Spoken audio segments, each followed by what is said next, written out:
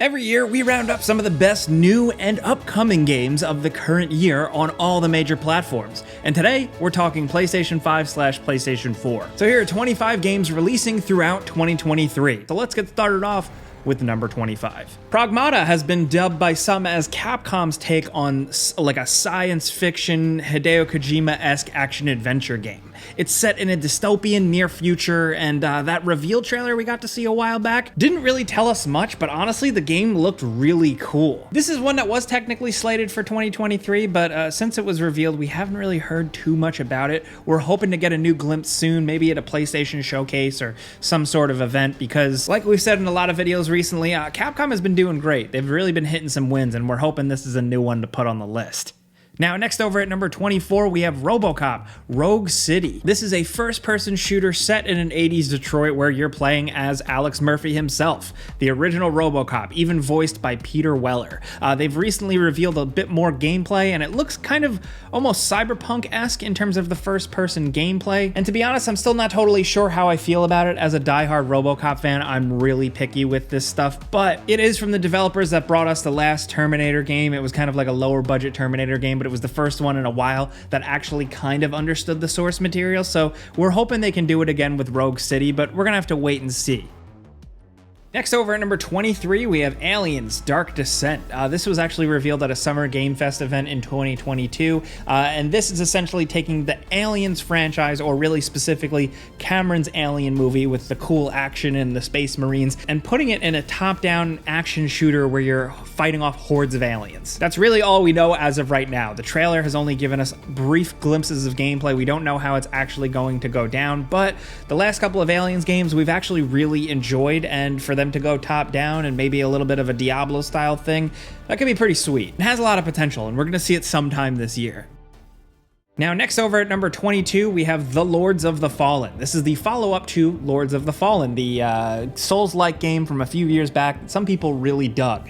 This one is going in a totally different direction, with more of a fantastical side to it, with some really cool art direction and new spins on some familiar mechanics. We like the original Lords of the Fallen. We thought it was kind of underrated, but we do really like that they're kind of shaking up the look of this one. It looks pretty sweet. It looks like a metal album come to life. And it's dropping some point this year.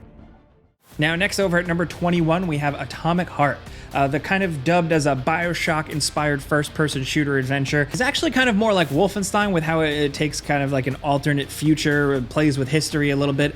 This time, instead of Germany or something like that, it's the Soviet Union who has technological breakthroughs and invents robots and creates a society, but unfortunately, all the robots go crazy, and you gotta shoot them and hit them with stuff. And while it's not a perfect game, it's got a lot of flaws. It's not like a big AAA title. It's got some significant issues. The game is at the very least still unique. It's got some satisfying combat and some really cool upgrade and like level up trees. And if you're curious, you can check it out now.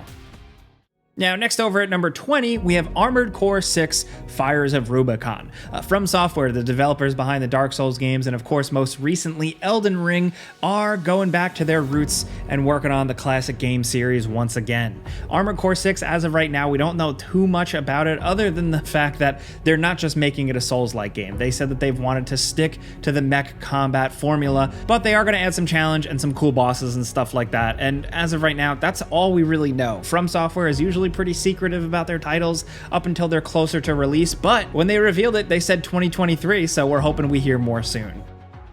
Next over at number 19, we have Tchia. This is honestly a little bit of a change of pace compared to the other games on this list, but it's like a quirky action-adventure that centers around a young girl. She has magical abilities and can kind of like seemingly jump into different animals and inanimate objects, and it's kind of about navigating the world, avoiding some of the hostile elements, and solving puzzles. And honestly, the vibes and the art direction here just look really cool. Next over at number 18, we have Arc Raiders. This is an upcoming free-to-play cooperative shooter in third person, which is pretty sweet if you ask us. You're seemingly looting and shooting and customizing your character with your friends cooperatively and fighting off against like a robotic alien invasion. We can't judge the gameplay yet, but the style of this game looks straight up really cool.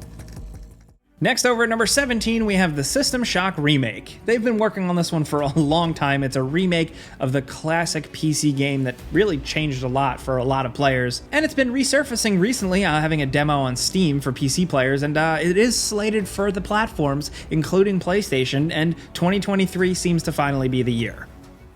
Next, over at number 16, we have Lies of P. This is yet another Souls-like inspired game, but it's centered around a kind of dark and gritty Pinocchio, where you play as the young puppet boy running around, killing other automatons and creatures in a spooky, almost Bloodborne-looking setting. And you know what? If we're never going to get a Bloodborne 2, this thing looks like the next best thing, and I will absolutely take that. Lies of P is thankfully coming this summer.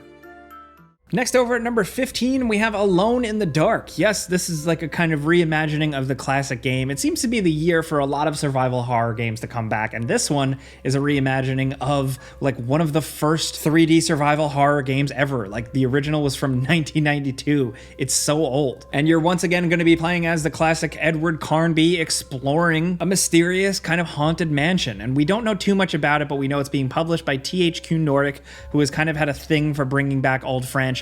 And from what we've seen, it looks pretty far along, and we're probably going to see it this year. Next, over at number 14, we have Alan Wake 2. Remedy has been killing it. To be honest, we're a little biased. They're one of our favorite developers in recent years, from the original Alan Wake to Max Payne to even Quantum Break, and of course, most recently Control. Alan Wake 2 is changing it up from the original Alan Wake and going full survival horror this time around. That's really all we know about it. We got a reveal trailer. We know it's coming in 2023, and the original was an underrated gem, so hopefully Alan Wake 2 really blows things out of the water. Next, over at number 13, we have Final Fantasy VII Rebirth, which we're pretty sure might be coming this year, and it's the next saga in the whole Final Fantasy VII Remake thing, which, as you probably know without spoiling too much, definitely shakes things up a bit. So we're really excited to see where Rebirth really goes. The most recent thing we heard from the publisher Square Enix is that it's coming winter 2023. Next, over at number 12, we have The Last of Us Factions. Now, this thing isn't like super official, but it's been in the works for a while, and we're hoping 2023 is the year of the release of Naughty Dog's kind of multiplayer expansion, kind of spin-off thing from The Last of Us Part 2. If you know, from the original Last of Us, the Factions multiplayer was awesome and really underrated. It does not get enough love, and to hear Naughty Dog going back to that, but kind of adding story elements and hopefully more features, we're pretty pumped. We haven't actually seen official gameplay for this yet, other than just like a couple of concept art pieces. But either way, maybe it's a little bit wishful thinking, but we're thinking 2023 is a realistic hope. Next, over at number 11, we have the Dead Space remake. EA and Motive did a really good job remaking this game. It's rebuilt from the ground up, but it is a faithful recreation of the original with just a couple of smart additions here and there just to make things a little bit more interesting. And of course, it's all packaged in some really, really incredible visuals. The original Dead Space is a classic for a reason, and if you've never played it, this is the best way to experience it. You absolutely should. Next, over at number 10, we have Diablo IV. This is releasing for all the platforms, and it's going to be an interesting one considering Activision Blizzard has certainly been having a moment. But from what we've seen of this upcoming Diablo game, it seems pretty cool. Bigger worlds, more action, more stuff you'd expect. And while we haven't touched it or jumped into any betas or anything like that yet, we're really hoping they nail this one because we love Diablo. And Diablo 3, after many years, really just became a top-tier game. So at the very least, even if Diablo 4 isn't great, we still have the originals, but either way, we'll be checking it out this summer. Next, over at number 9, we have Hogwarts Legacy. The big open world Harry Potter game definitely is what fans are hoping for. It has a big, fully explorable Hogwarts filled with tons of side quests and hidden nuggets here and there, with a pretty beautiful world and some surprisingly satisfying combat. If you're a Harry Potter fan, you can definitely sink a ton of hours into this one. Next, over at number 8, we have Marvel's Wolverine. This game being developed by Insomniac. It's a big maybe for this list. This is probably the one where we're getting a little unrealistic, but we wanted to talk about it. Insomniac making a Wolverine game is a pretty big deal because they nailed it with Spider-Man, so for them to take on another Marvel character, I mean, like, we're signed up immediately. The teaser trailer we've seen implied that it would be a little bloody, a little gory, which is what a lot of people are really hoping for. Personally, I just would maybe love to see a glimpse of this game universe's X-Men. But who knows? Is 2023 the year? Maybe. It's a stretch, but they let me include one wishful thinking on this list, and this is my choice. Next, over at number 7, we have the Resident Evil 4 Remake. Basically, if you played the Resident Evil 2 Remake or the Resident Evil 3 Remake, you kind of know what to expect here. But it seems like with this one in particular, Capcom is very much keeping the vibe and the kind of linearity of the original intact, with just little bits of explorable stuff via a motorboat. Otherwise, it looks like you're going through the same places, fighting the same bad guys. It seems like they might have a little bit more danger to them this time around, but also you as Leon having a bit more capability. Most notably, the ability to do some basic stealth, ducking, and parry with your knife. This game, the original, is a classic for a reason. It gets absolutely zany, and I'm curious to see how a modern game development studio takes it on. Next, over at number 6, we have Avatar: Frontiers of Pandora. Ubisoft has once again been cooking away on an Avatar game, and it's like one of the biggest franchises in the world, whether you like it or not. I think Avatar is pretty cool, and I'm really looking forward to seeing what this first-person adventure game really has. Is it just going to be Far Cry, but on Pandora? I don't know, but I want to check out that world virtually. Details are still slight on this one, but we think this is the year, and we're probably going to hear more soon. Next, over at number 5, like I said, it's a big year for classic horror remakes. We have the Silent Hill 2 remake, being remade by Bloober Team, the people behind The Medium and Layers of Fear. From the brief glimpse we've seen, the visuals look absolutely incredible. Apparently, there's going to be a bit of an overhaul to the combat because it was pretty stiff back in the day, but they seem to be sticking pretty close to the source material. Some people don't really like Bloober Team as a developer, but I think any development team would be really excited to work on something as classic as Silent Hill 2. The original composer is back and helping out, and it's just interesting to see Konami really making games again. We hope it works out well, but like, take a shot every time you hear me say this. We're just gonna have to wait and see.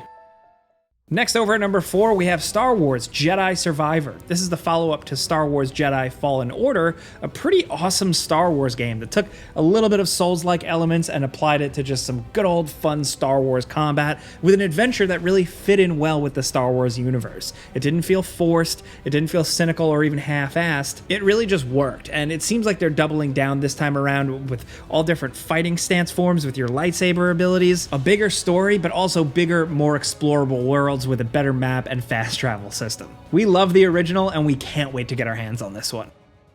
Next, over at number 3, we got one of the big ones, man. It's Final Fantasy XVI. This one has been in the works for a while and seems like from the start it's a much more cohesive, well-realized thing than the messy but fun Final Fantasy XV, but it's getting really interesting here because they've recently announced that they're ditching turn-based combat. Final Fantasy XVI is all character action. They've actually hired one of the combat designers who worked on the legendary Devil May Cry games. So if you have a bit of that, but also just classic Final Fantasy staples, I'm interested. I know some people may be turned off by that and expect a more traditional JRPG, but that aside, the story they're cooking up, the larger-than-life monsters and summons, and just a little bit of a more gritty adult atmosphere, they're onto something with this one, and we can't wait to check it out.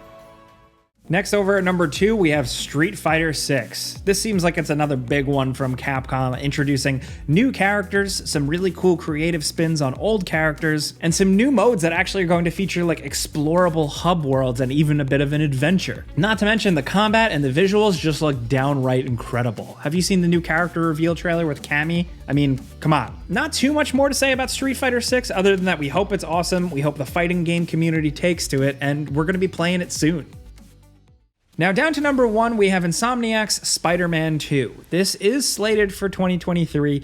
We hope it doesn't slip out because we love Spider-Man and we'd love to have another one. This seems to feature a lot more action between Miles Morales and Peter Parker. And of course, we got a tease of Venom, voiced by none other than Tony Todd, which is a pretty cool fit. And we're really just wondering how the hell they're really going to shake this one up. Insomniac is a really creative studio, and building upon Spider-Man is something that artists, comic book writers, and movie makers have been doing for years, but in the video game sense, it's going to be really cool to see what they do. As of right now, it doesn't have a date, but we're expecting fall 2023.